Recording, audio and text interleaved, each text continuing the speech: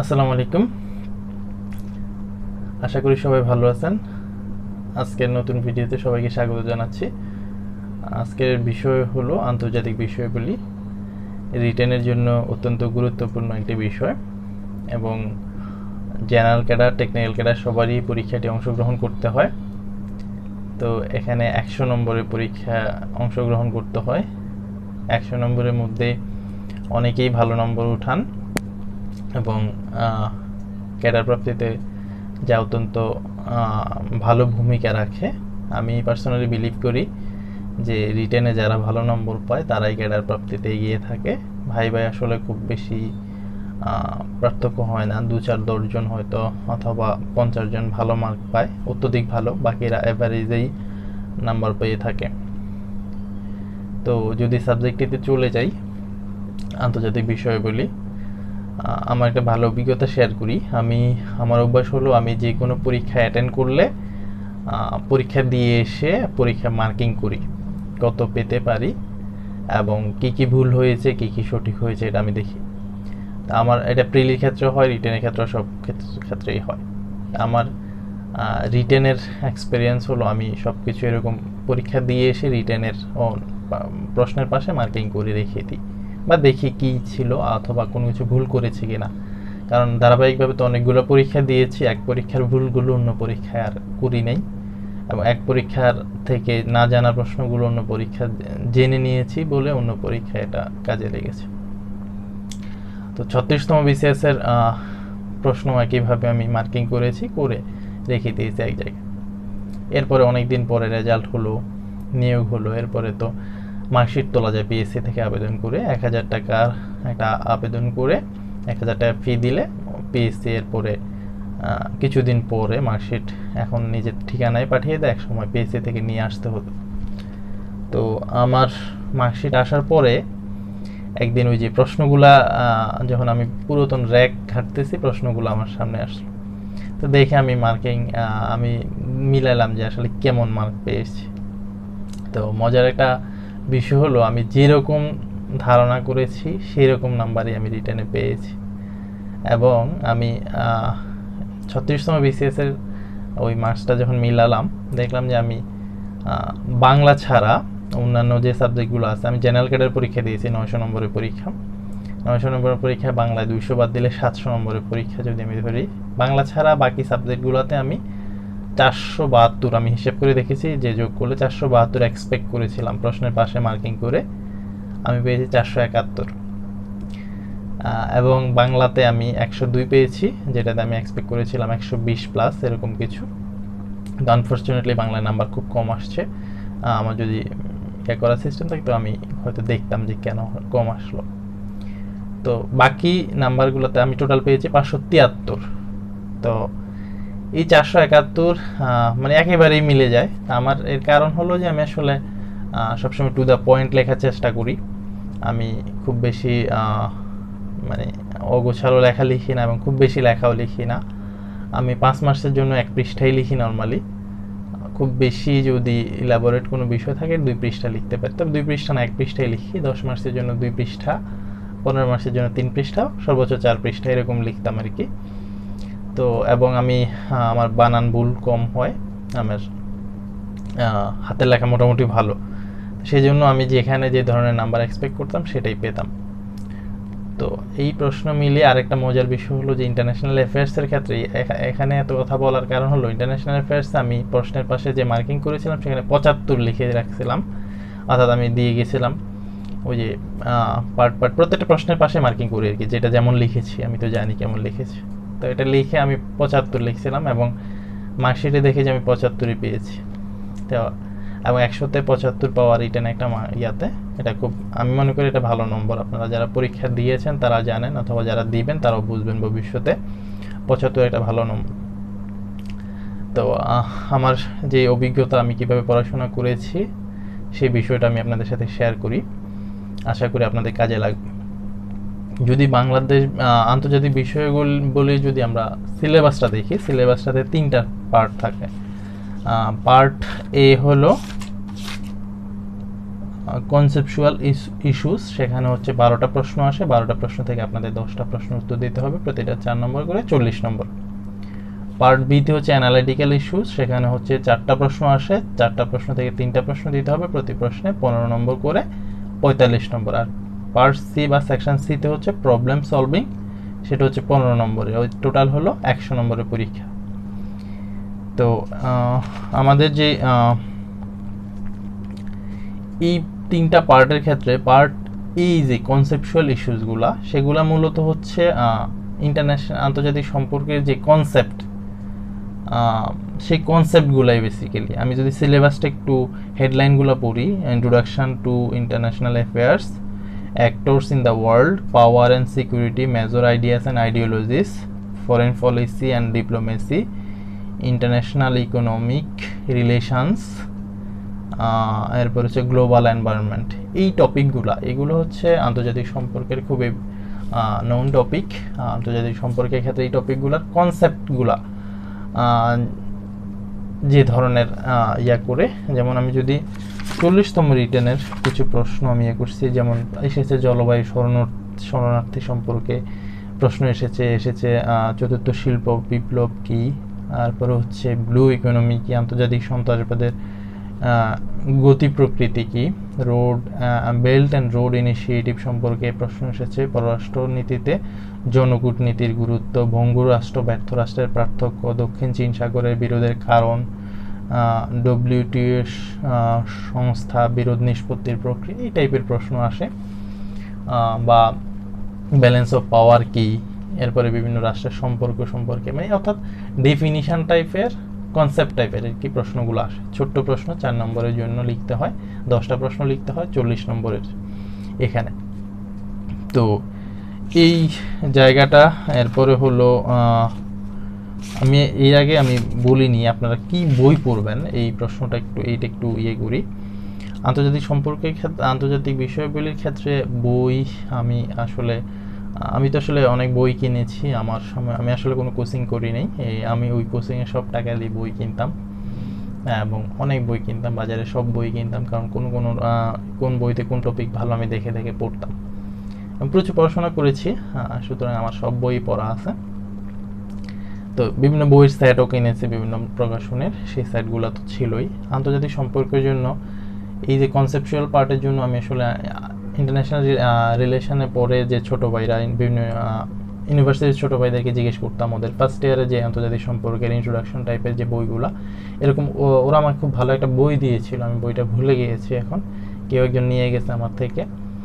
ওইটাও খুব বেশি যে ইম্পর্টেন্ট তা না, কারণ হলো যে গোছানো নাই, এটা হচ্ছে তাদের একাডেমিক বই। আর বিসিএস এর সিলেবাসটা ডিফারেন্ট জিনিস, একাডেমিক বই অনেক বেশি থাকে জিনিস।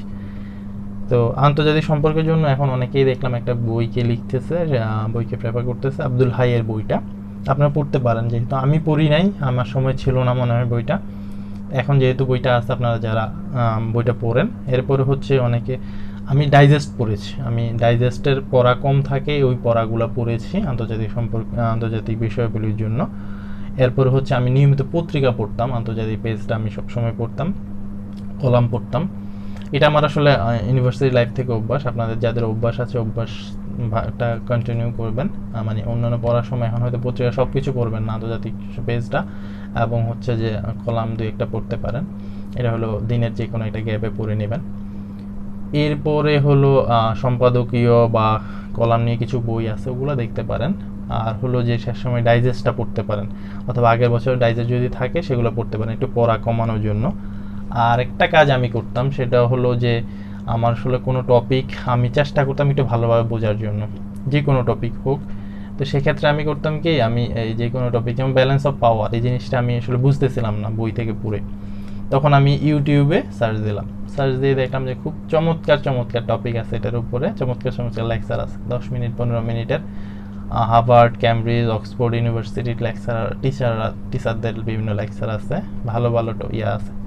এই জন্য এই জায়গাগুলোতে যদি কোনো কিছু না বোঝেন, কোনো টপিকে যদি ভালো না লেখা থাকে বইয়ে, সেক্ষেত্রে আপনারা ইউটিউব থেকে ভিডিও টিউটোরিয়াল দেখে নিতে পারেন। এছাড়া গুগল করতে পারেন, উইকিপিডিয়া থেকে দেখতে পারেন। অর্থাৎ হলো যে আপনাদের একটা জিনিস মনে রাখবেন, বইতে হয়তো বই যারা লিখেছে তাদের সীমাবদ্ধতা আছে, প্রত্যেকটা টপিক খুব চমৎকারভাবে লেখা তাদের পক্ষে সম্ভব না। অনেক কিছু অপ্রয়োজনীয় জিনিসও প্রত্যেকটা বইতেই আছে, কোনো বই নির্দিষ্ট বই না, অনেক অপ্রয়োজনীয় জিনিস আছে, কারণ বইয়ের ভলিউম করার জন্য অনেক কপি পেস্ট করে ওনারা, প্রত্যেকটা জিনিস আর দেখে দেখে লেখা সম্ভব না, এই বই সেই বই থেকে জোগাড় করেও লিখতে হয়। এটা কারো দোষ না, একটা বইয়ের জন্য এটা গবেষণা করবে না তারা, মানে বছরের পর বছর লাগবে খুব স্ট্যান্ডার্ড একটা বই লিখতে। কিন্তু আপনার জন্য আপনি কি করবেন, আপনি যে টপিকটা পড়বেন সেই টপিকটা যদি একটু ভালো বুঝতে চান, আপনি আপনার অন্যান্য মিডিয়াগুলো ইউজ করেন, তাহলে হবে কি আপনি টপিকটা খুব ভালো বুঝতে পারবেন।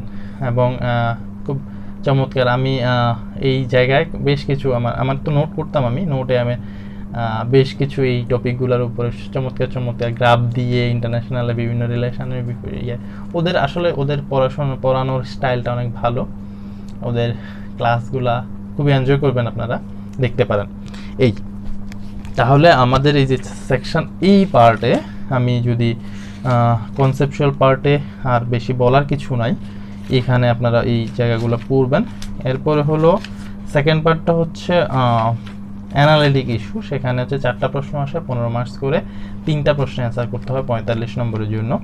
তো আমি প্রশ্নগুলো দেখেছি 36 থেকে 40তম বিসিএস পর্যন্ত। সেকশন বিতে 35তম বিসিএস এবং 36তম বিসিএস ক খ গ ঘ 4টা প্রশ্ন আসে, 4টা প্রশ্ন থেকে যে কোনো 3টা প্রশ্ন অ্যান্সার করতে হতে। সেকশন বিতে আমি যে কতে 35তম বিসিএসে প্রথম প্রশ্নটা হচ্ছে বাংলাদেশ ভারতের সম্পর্ক, 36এও আসছে ক নম্বর প্রশ্নটা বাংলাদেশ ভারত সম্পর্ক, 37এ আসছে এশিয়ান ইনফ্রাস্ট্রাকচার AIIB যেটা এই ব্যাংকটা সম্পর্কে আসছে। এরপর হচ্ছে 38 হচ্ছে বাংলাদেশ মিয়ানমার সম্পর্ক, 40 আসছে যুক্তরাষ্ট্র চায়না সম্পর্ক। এটা হচ্ছে ক নম্বর প্রশ্ন। খ নম্বর প্রশ্ন আসছে 35-এ কুর্দি সমস্যা, 36-এ আসছে সিরিয়া সংকট, 37-এ আসছে ইরান,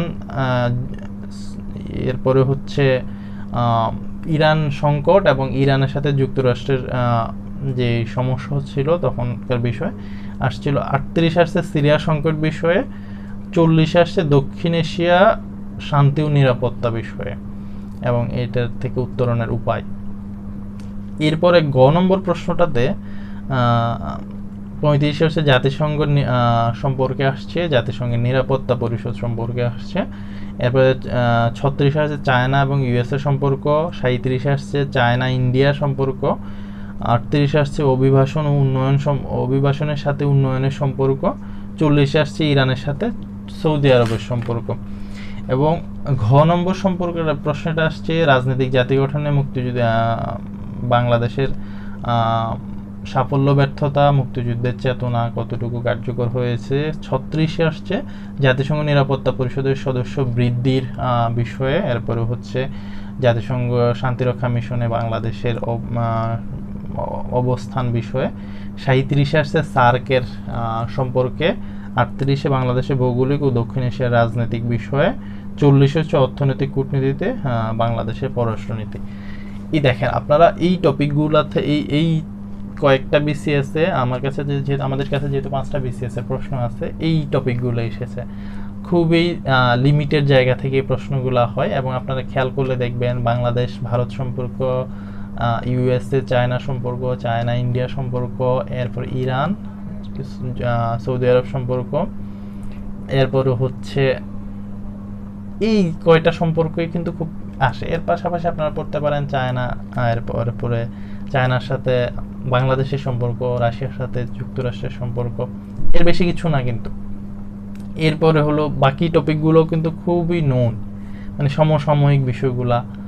তো এগুলো হচ্ছে অ্যানালাইটিক্যাল প্রশ্ন আর কি, এই সম্পর্কগুলো করা।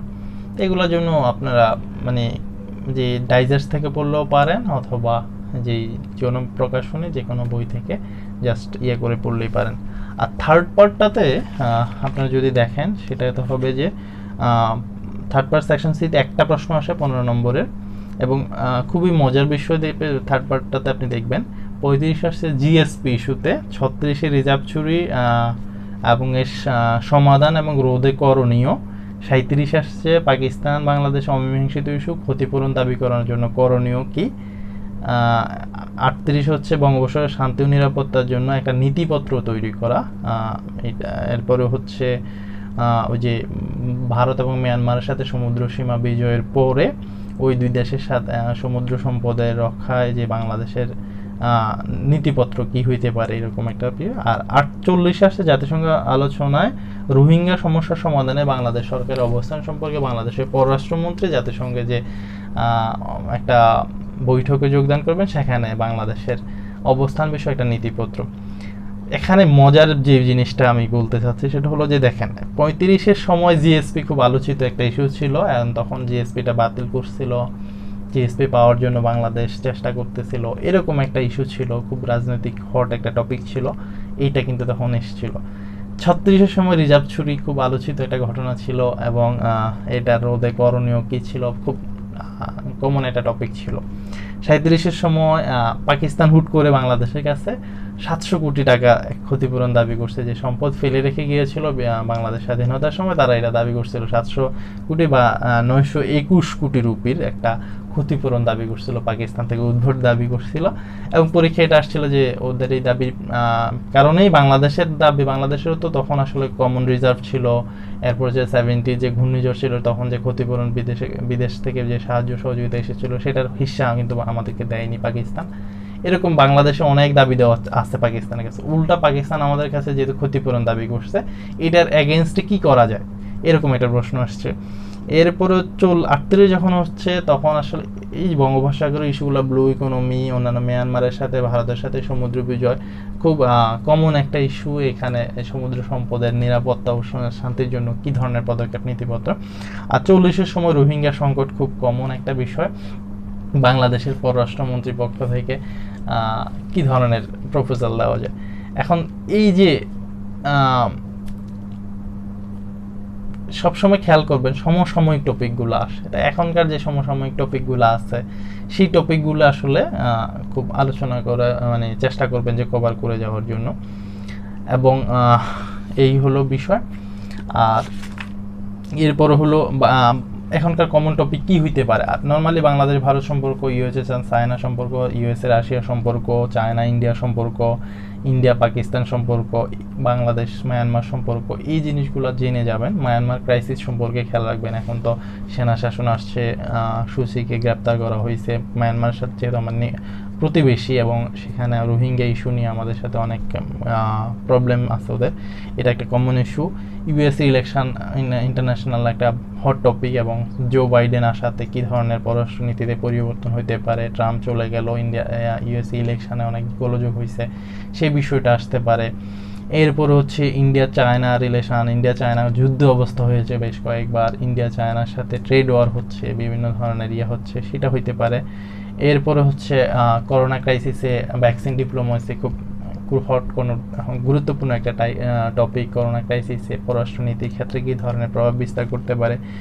এরপর হচ্ছে ব্রেক্সিট ইস্যুটা, খুব ব্রেক্সিট কার্যকর হওয়ার পরে সম্পর্ক কেমন হইতে পারে ইউরোপের সাথে বাংলাদেশের অর্থনীতি, অথবা স্পেশালি ইউকের সাথে বাংলাদেশের অর্থনীতি সম্পর্ক কেমন হইতে পারে। এরপর হচ্ছে বাংলাদেশ ভুটানের সাথে প্রথম প্রেফারেন্সিয়াল ট্রেড এগ্রিমেন্ট করছে যেটা, সেটা বাইরের এইটার সম্পর্কে আসতে পারে। এছাড়া সমসাময়িক টপিকগুলো আপনারা একটু কভার করে যাবেন, আপডেট থাকবেন, দিনের যে কোনো একটা খবর শোনার চেষ্টা করবেন, কি হচ্ছে না হচ্ছে। পড়াশোনা শুধু টেবিলে বসে করলেই কিন্তু হবে না, কারণ হলো যে অনেক কিছু আছে যেটা সরাসরি আপনার হয়তো পড়া থেকে কমন পড়বে না, নিজে থেকে লিখতে হবে। আর হলো যে ইন্টারন্যাশনাল অ্যাফেয়ার্সের বিষয়গুলা আমি যে কোনো ছাত্রকেই বলি, আমাদের ছাত্র হিসেবে আমাদের চোখ কান খোলা রাখাটা অত্যন্ত গুরুত্বপূর্ণ। শুধু টেবিলে বসে পড়লেই হয় না, তাহলে কিন্তু পিছিয়ে যেতে হয়। তো আপনারা যারা আগে থেকে আপডেট আছেন তাদের সুবিধা পাবেন, যারা নাই তারা কভার করে নেওয়ার চেষ্টা করেন, এখনও যথেষ্ট সময় আছে। এবং এই সাবজেক্টটাতে বাণী কম লিখবেন, যেহেতু প্রশ্নের ধরনটা আপনারা অলরেডি বুঝেছেন। কমন একবারে না পড়লে না লিখে আসবেন না, আবার অবশ্যই লিখে আসবেন, কিন্তু কমন চ্যাপ ফেলার জন্য একটু পড়াশোনা করেন। আর হলো যে এখানে যে কোনো রিটেন টাইপের প্রশ্নে বানান ভুলটা কম করবেন, কারণ আপনি যখন খাতা কাটবেন আপনার সামনে বানান ভুল টুল অথবা ভুয়া কোনো ইনফরমেশান দেবেন না, হলে আপনার উপর বিরূপ প্রভাব পড়তে পারে, কারণ আমি নিজে 75 লিখে এসে 75 মার্কস এক্সপেক্ট করে 75-এ পেয়েছি। সুতরাং আমি জানি যে ভালো লিখলে ভালো মার্কিং হয়। আপনারাও আশা করি ভালো মার্কস পাবেন এবং আপনাদের উপকারে আসবে। সবাইকে ধন্যবাদ। আজকে ভিডিওটা অলরেডি 20 মিনিট হয়ে গেছে। আশা করি আপনারা আমার সাথে আছেন।